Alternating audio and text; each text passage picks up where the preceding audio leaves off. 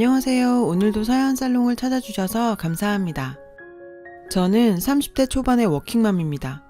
대학 졸업하고 취업해서 바쁘게 살다 보니 연애도 못하고 일에만 미쳐 살다 고등학교 동창 모임에서 남편을 만나 결혼까지 하게 되었어요. 어릴 때부터 좋아했었다고 남편이 먼저 고백했거든요. 처음엔 그저 호감만 가지고 있었는데 남편이 적극적으로 다가오니까 저도 모르게 조금씩 마음이 열렸어요. 남편의 성격은 남자답진 않지만 섬세하고 차분한 면이 장점이고 볼수록 저하고 잘 맞는다는 생각이 들었어요. 그리고 세상 참 좁다 싶게 제 절친이랑 같은 동네에 살고 있었더라고요. 저랑 사귀게 된 걸 알고 친구가 하는 말이 걔 정말 좋은 사람이야. 여러 곳에 봉사도 꽤 오래 하고 성실하고 성격도 참 좋아. 근데 아니다. 암튼 축하해. 이러면서 말끝을 흐리더라고요. 의아한 생각이 들었지만 그땐 그냥 대수롭지 않게 넘겼어요. 한참이 지나서야 그 의미가 뭐였는지 제대로 알 수 있었지만요. 암튼 바쁜 업무 와중에도 평일 주말 가릴 것 없이 남편과 자주 만났어요. 알콩달콩 다른 연인들처럼 무난하게 연애했죠. 그 시간들이 참 행복했어요. 그러다 자연스레 결혼 얘기가 오갔고 더 늦기 전에 빨리 하기로 서두르게 되었죠. 연애 기간도 1년이 채 안 된 데다 결혼하고 바로 딸 시은이가 생겨서 출산하기까지 시간이 정신없이 바삐 흘렀어요. 막상 출산까지 하고 정신을 차리고 보니 산후조리와 육아가 당장 큰 문제였어요.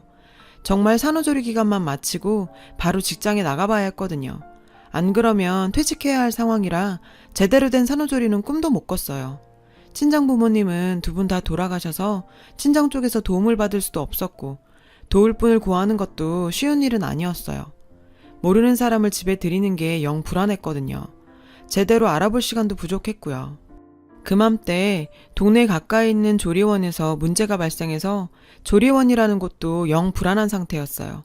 썩 내키지 않더라고요. 남편은 꼭 회사를 나가야 하니 남편 도움도 받을 수가 없었죠. 어떻게 해야 할지 정말 막막하더라고요. 어느 날 남편이 조심스럽게 자기 어머니가 오시면 어떻겠냐고 하더라고요. 전 처음엔 말도 안 되는 소리라고 펄쩍 뛰었죠. 차라리 조리원이나 사람을 들이는 게 낫지 그게 무슨 소리냐면서요. 괜히 고부 갈등만 만들 게 불보듯 뻔해 보이더라고요. 그랬더니 그러지 말고 현실적으로 냉정하게 잘 생각해 보라더니 당연히 시어머니가 해주시는 게 맞고 너무 그렇게 부담감 갖지도 말라면서요. 우리 시은이 남 손에 맡기는 것도 불안하지 않냐며. 적당한 사람 구할 시간도 없는데 이 기회에 자기 엄마랑 친해져 보래요. 가족이 된 거고 앞으로 평생 볼 건데 뭐 어떠냐고요. 자기 엄마 괜찮은 사람이라면서 입이 마르게 칭찬도 했고요. 시어머니와는 몇 번 잠깐 본 게 다여서 아직도 어색하고 영 불편하게 느껴졌어요. 아무리 잘해주셔도 그렇지 시어머니인데 솔직히 맨 처음 뵀을 때부터 정이 안 가서 더 그랬죠. 특별히 트러블이 있었다거나 사이가 안 좋은 건 아닌데 그냥 본능적으로 내키지 않았어요. 그러다 남편을 통해 들었는지 어쩐 건지 시어머니가 전화를 하셨어요. 아가, 미안해하거나 불편하게 생각할 것 하나 없다. 난 맨날 할 일 없이 노는 사람이고 몸도 건강한데 당연히 내가 도와야지 라며 설득하셨어요. 그래서 어쩔 수 없이 어머니가 오시게 됐죠. 서로 매사에 배려하고 조심했어요. 말 한마디 행동 하나에도 서로 신경 쓰면서요. 얼마간은 괜한 걱정을 한 것 같다고 생각을 했을 정도였으니까요. 그런데 사람 본성과 습관이 어디 가나요? 하루아침에 바뀔 수 있는 게 아니잖아요. 저희 집에 오셔서 한 달 정도 되었을 때 남편이랑 저 다 있는데 이런 말씀을 하시더라고요. 내가 어디서 들으니까 다른 집들은 따박따박 월 200씩은 그냥 용돈으로 준다더라. 근데 나는 아예 여기 들어와 살면서 애까지 보고 살림도 봐주니 그거 갖고는 택도 없지. 안 그러니? 너희들은 어떻게 생각해? 그냥 아무렇지 않게 쓱 지나가는 말로 갑자기 던진 말에 남편과 저는 당황스럽더라고요. 뭐야? 그러니까 지금 우리 보고 한 달에 200 넘게 자기한테도 달라는 건가? 남편과 제가 아무 말이 없으니 고개를 돌려 눈치를 한번 쓱 보더니 뭘 그렇게 심각한 표정들이야. 그냥 농담 한번 해본 거야, 농담. 하면서 넘어가려고 하더라고요. 정말 여우 같다고 느꼈어요. 그게 이것들이 어떻게 나오나 한번 보자 하는 게 아닌 뭐겠어요. 그러더니 아유, 난 그렇게까진 필요 없고 그냥 100 정도만 줘도 된다. 이러더니 피곤하다면서 방으로 들어갔어요. 남편이랑 저는 방에 들어와서 얘기를 시작했어요. 자기는 방금 어머님 말씀 어떻게 생각해? 그러니까 지금 돈을 달라시는 거잖아. 오셔서 힘들게 고생하시니까 감사의 뜻으로 드릴 생각은 나도 당연히 갖고 있었어. 그렇지만 저렇게 대놓고 한 달에 얼마를 달라 마라 하시는 건 좀 아니지 않아? 그러자 남편도 나도 그건 좀 아닌 것 같아. 그래도 오셔서 힘들게 도와주시는데 우리가 성의 표시는 해야지. 하길래 그래, 당연히 그래야지. 근데 한 달에 100은 지금 우리 형편에 너무하잖아. 앞으로 시은이 키우려면 돈 들어갈 데가 한두 군데가 아닌데 갑자기 뜬금없이 저러시는 건 아니지. 처음부터 내가 억지로 부탁드린 것도 아니고. 본인이 원해서 오시겠다고 적극적으로 나오신 데다 애초에 돈 얘긴 전혀 없었잖아. 돈 그렇게 드릴 거였으면 전문적인 도우미분을 드리는 게 훨 나았겠지. 안 그래? 자기야, 괜히 열내지 말고 내가 엄마랑 나중에 잘 얘기해 볼 테니까 이만하고 쉬어.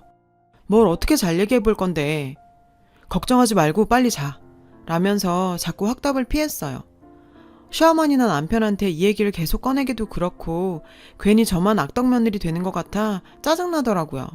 조금 지나니까 그냥 될 대로 되라 하며 더는 신경 쓰고 싶지 않았어요. 아마 남편이 100만 원씩 분명히 드렸을 거예요. 돈 문제뿐만 아니라 서서히 다른 데서도 문제들이 하나둘 생겨나기 시작했어요.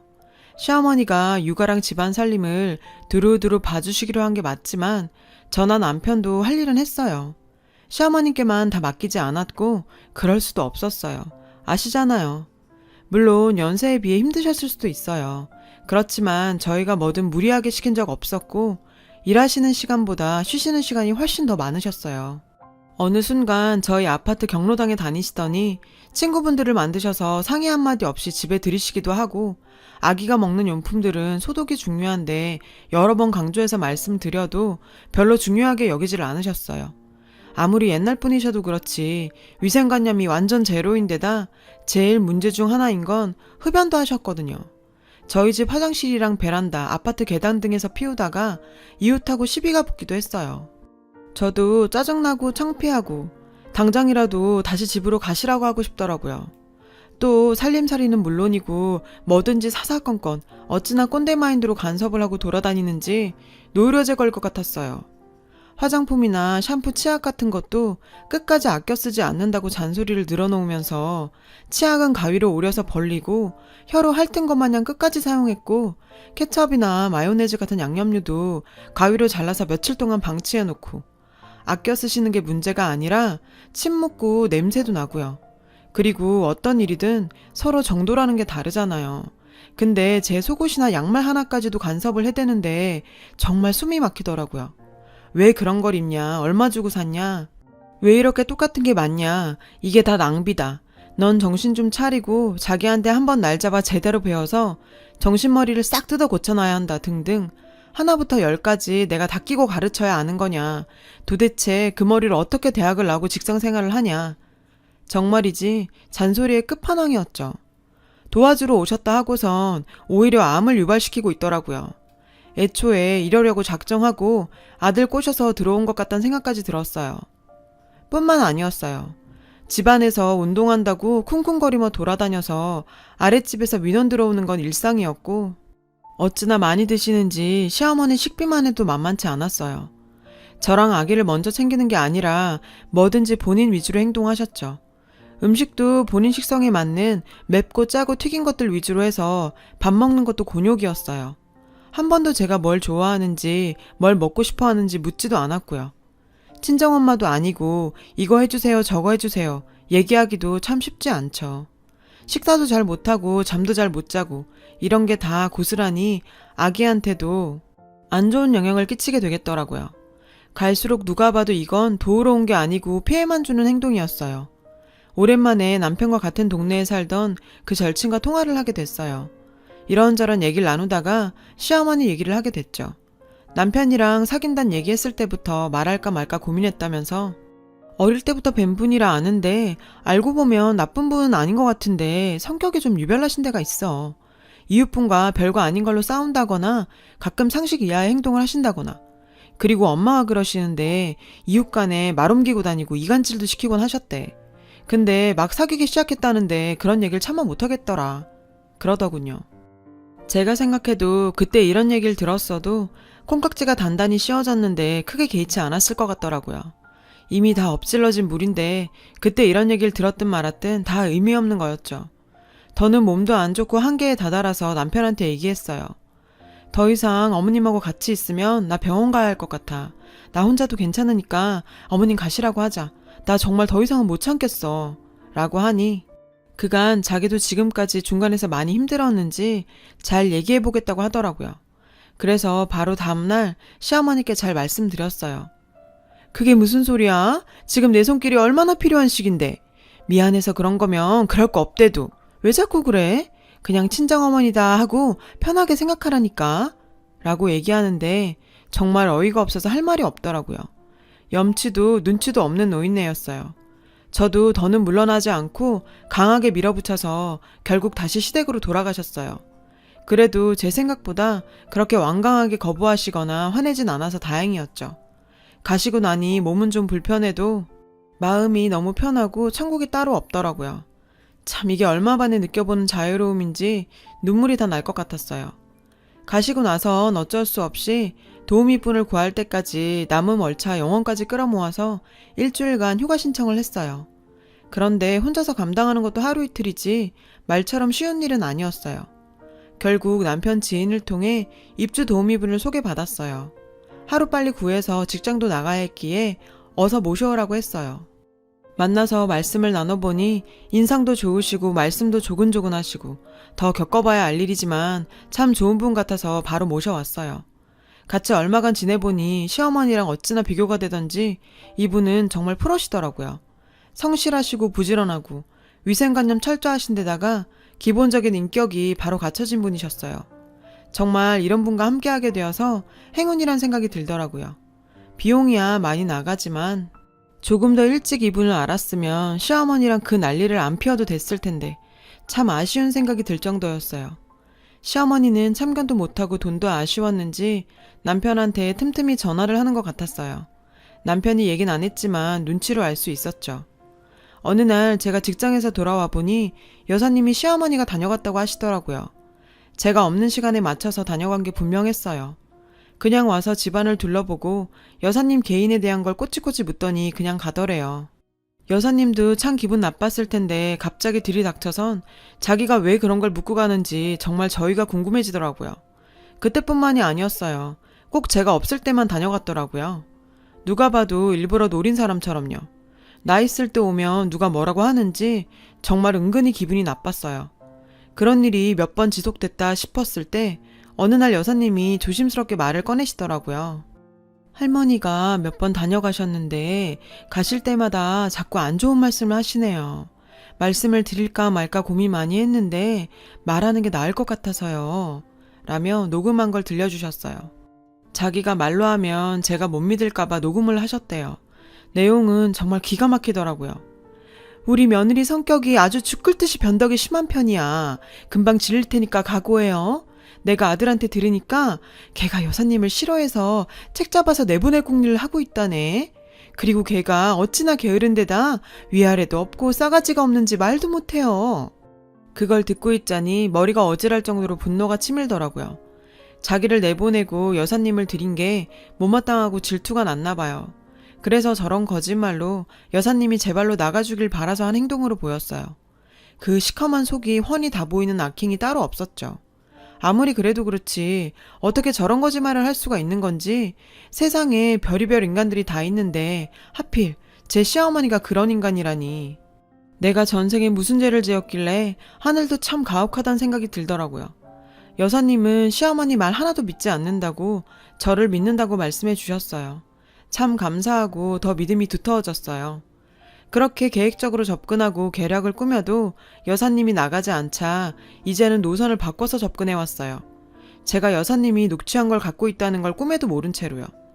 웬일로 오랜만에 제가 있을 때 찾아오더니 여긴 자기가 볼 테니 여사님한테 뭘 사오라고 시키더라고요.